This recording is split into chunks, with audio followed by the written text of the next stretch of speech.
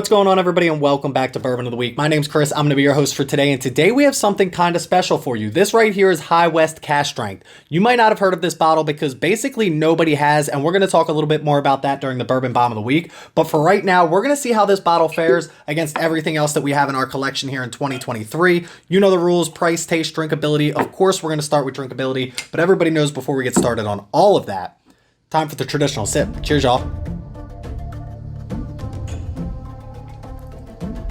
Who makes this?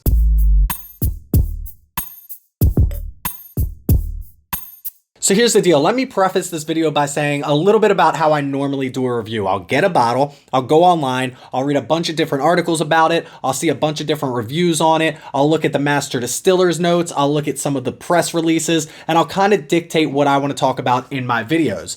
That being said, with this bottle right here, I don't have anything to go off of, and I'm going to tell you why during the Bourbon Bomb of the Week. But for right now, let's just start with the basics. Price, taste, drinkability. We always start with drinkability. This is High West Cask Strength. This comes in at 56 or 58.7 proof. I believe it's a 58, which means this is 117.4 proof. Very hard to see. It does say batch number 23B17, so that's what we're working with if you happen to see one in your market and you want to match it to what I have here. So for right now with drinkability, all we're really worried about is that proof and how much ethanol comes with that proof. Now, I opened this the other night, I poured a couple of glasses, and I will say it sipped hot, but it was of course the neck pour. So now a couple of nights later, let's see how this actually does. It has definitely settled down a little bit from the neck pour, and 117.4 proof is nothing to sneeze at. But at the end of the day, it's not the highest stuff that I've ever had, and it's kind of up there, kind of like that wild turkey range when it comes to rare breed. It's not in the 120s, 125s, 130s, or even hazmats at 140, but at 117.4 proof, I think it drinks pretty easy. One day I'm going to have to actually sit down and put up a bunch of cask strength stuff against each other and see how they fare against each other when it comes to proof. Obviously, when you sit here and you drink this, you know the proof, you think about it, you come up with an estimate in your head of what you think it would be, but knowing the proof makes it very tough. If we did it blind and knew the proofs of what we were drinking, but not which one was which, I think it'd be a little bit more fun. But this right here, we say 8.0 if it drinks at its proof. One more sip, we'll give this a score. I'm not going to sit here and tell you that I think this drinks super under its proof. I think it drinks right around its proof. So we're going to go right around that 8 mark. I would say I'd say like 115, maybe like a 112 or a 111. So definitely close to the proof. So let's go right above 8 and do like an 8.23 when it comes to drinkability on this glass right here. And listen, that's going to put us in a taste on this next, and that's where things get a little iffy. So I have no flavor profile to go off of. I don't have another review out there on the internet. I don't have distiller tasting notes. I don't have anything. I don't have a mash bill. I don't know who distills this. I don't know anything about this bottle. So we're strictly going off of what we can taste out of this glass. Not that that's not what we do other times, but normally if you know it's a high rye, which I'm kind of assuming is what this is, you can get some spiciness that you're expecting. If it's a wheated mash bill, maybe you're looking for some more sweet notes. If it's high malt, you know there's some peanut flavor behind it, but we don't know anything about this. So let's get into this and let's talk about the tasting notes that I get as a pretty good taster.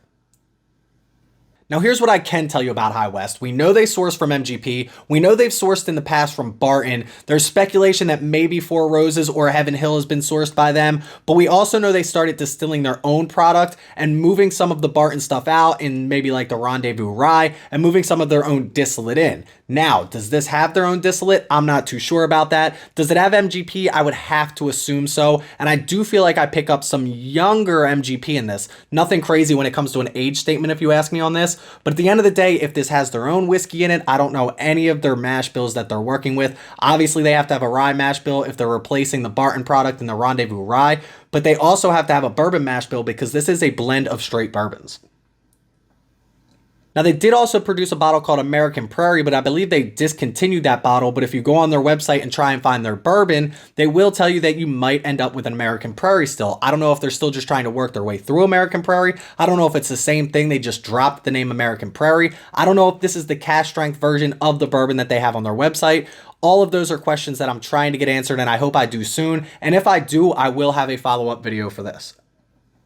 I'm definitely just stalling to get my tasting notes in my head right now. Again, I drank this the other night. I'm drinking it again tonight, and I'm still a little bit lost on this. I'll tell you what I get. I get sugar cookie or graham cracker on the front of this. Graham cracker might be a little bit better because I believe graham crackers have like cinnamon on it, and I do feel like I get that cinnamon note on this, but more of a confection bakery sugar on the front of it. Then it opens up to a very good rye spice. I think there's a high rye mash bill in this somewhere, whether that's MGP or Barton, Four Roses, Heaven Hill, or their own. I'm not too sure, but I do believe there is high rye in this mash bill. I don't know how many blends of bourbons they're doing in this. I would assume probably 3 themselves, MGP, and again, Barton, Heaven Hill, or Four Roses. And then I feel like I get into a little bit of oak, but I don't get a lot, which makes me believe this is younger stuff. I would assume the majority of it is MGP, maybe in that 5 to 7 year range, but again, all speculation from me.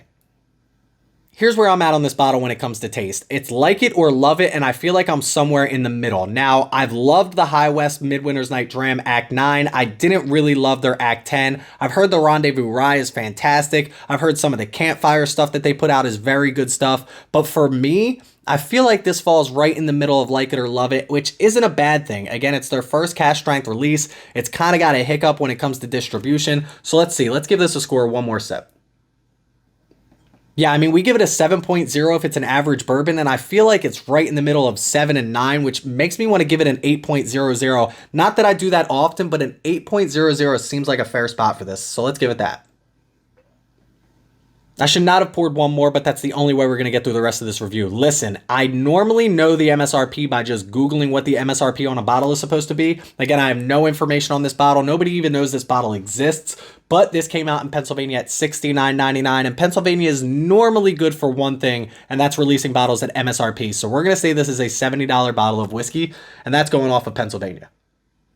Here's what I'm looking at, and I'm looking at a lot of maybes right now. I'm looking at maybe this is MGP. I'm looking at maybe this is 100% High West. I'm looking at maybe this is a blend of MGP, Barton, and High West. Maybe there's Four Roses in this. Maybe there's Heaven Hill in this. I'm not quite sure. What I do know, 117.4 proof. I know it's $70, and I know there's a lot of good whiskey out there in that $70 to $75 range. We've had Maker's Mark put out a bunch of releases in that $70 to $75 range. We have Elijah Craig putting out barrel proof stuff that's in that $50 to $55 range. We have Larceny doing the same. We have Booker's, which is a little bit higher in that $90 to $95 range, but they're a little bit more established. And then we have stuff like, I don't even know. We have Rare Breed that we talked about earlier, which is in that $50 to $55 range, which is Wild Turkey, and it's 116.8 proof. Is that right? Of course it's right. Why did I second guess myself? So there's a lot of stuff in that $70 to $75 range, and even cheaper that's coming out with cask strength from established distilleries that I know a little bit more about. But I will say, pretty good on drinkability, pretty good on taste. So we got to give it a pretty good score when it comes to price. I don't think it's a terrible price. I think that a lot of places would ask a lot more. So let's see. One more sip. Listen, we have an 8.23 and we have an 8.0 right now, and I kind of feel like this bottle deserves to fall right in the middle at like an 8.1 or an 8.2. So for price, let's put it right there. An 8.14 seems like a fair spot for this. Again, with what I'm about to tell you in the Bourbon Bomb of the Week, I think you're going to understand why this bottle falls where it does on my ranking sheet. But at the end of the day, it all comes down to what you think about this bottle and if you even have an opportunity to buy it. So an 8.14 seems like a fair spot. But listen, while I had these scores up, which doesn't seem that hard at this point, let's send it over to this week's Bourbon Bomb of the Week, where I'm going to ask you basically a bunch of questions about this bottle and see if you have any answers for me. Cheers.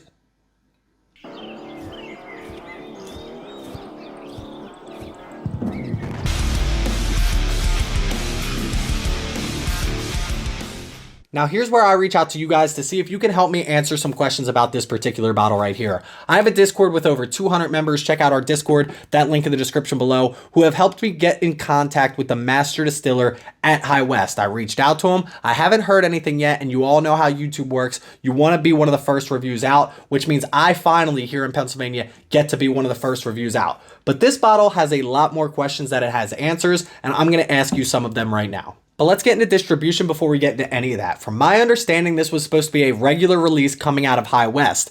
After they bottled everything, they realized maybe we don't have as many bottles as we thought, so they tried to pull back out of contracts to get this out to the places they were supposed to be at. Being in Pennsylvania, if you pull out of a contract in Pennsylvania, they will hit you with the book. They will fine you. They will pull your product from the shelf. So High West said, we don't want to deal with that. Get the product out to Pennsylvania on the timeline that we told them we were going to get it to them. And that's how I ended up with this product while they pulled it from everybody else who had an opportunity to buy it. Again, this is all just speculation and me kind of connecting the dots from stories that I've heard, whether it's through Facebook groups or Discord groups or people that I've spoken to from Utah themselves. Apparently, this is going to be a lottery release in a lot of different places, including at High West Distillery itself. High West employees can't even buy this bottle as of right now when you're watching this video. It's supposed to be released in July along with a press release and a news statement on what happened, but we're not waiting until July here on Bourbon of the Week. We're getting you the information that we know right here, right now. There's also speculation that Costco, with their buying power, came out and said, hey, we want this product. We don't want anybody else to have it. So it's only going to go to places that have Costco selling liquor. Does that make it easier to get? I don't know. My Costco doesn't sell liquor. Does that make it harder to get? Maybe, because you only have one place to go get it. Everybody's going to flock to the liquor store at Costco and buy it from them. I don't really know how any of it works behind the scenes when it comes to stuff like that, but so far we know that they don't have as much as they thought they did. They are doing it on a limited release basis. Utah doesn't even have this yet, and the distillery itself has a lottery to get this bottle. So is this going to be a limited release? I don't know. Is this going to be regularly sitting on the shelves? I don't know that either. Is this going to be something that nobody even enjoys at the end of the day? I don't know. I think it's a good bottle of whiskey. I think it's worth the pickup at $70. I don't think there's anything exceptional about it. I think there's a lot of question marks that I hope get answered. But in the meantime, that's what we got for you for this week's Bourbon Bomb of the Week. Here's the thing about being on whiskey YouTube today. I have met some people, I have talked to some people, I have built a community, and I have extended all resources to try to figure out more about this bottle. And I've talked to some people within the community that are very close to people like the Master Distiller, very close to High West itself, and I have not heard answers back yet. Now, maybe I don't have as much pull as I think I do. With 5,000 subscribers here on YouTube, I'm by no means one of the biggest YouTubers out there, and I understand that completely. But what I try to do is provide to you the most information that I can using all of the resources that I have. And that's what I did for this particular bottle right here. And if I have any more answers in the future, I promise to come back to you with a second video and give you an answer that I didn't have before. But in the meantime, this bottle came in at an 8.12. Not a bad spot for it at all. It actually jumps into our top 10 as of right now for 2023, pushing out stuff like Barrel Dovetail and jumping right in between that Bardstown Bourbon lineup. But this bottle right here is just something that I don't have enough answers to really understand what I'm sipping on. And maybe when I get those answers, it will change my opinion. But as of right now, based on what I know, this right here, pretty average bourbon, if not above average.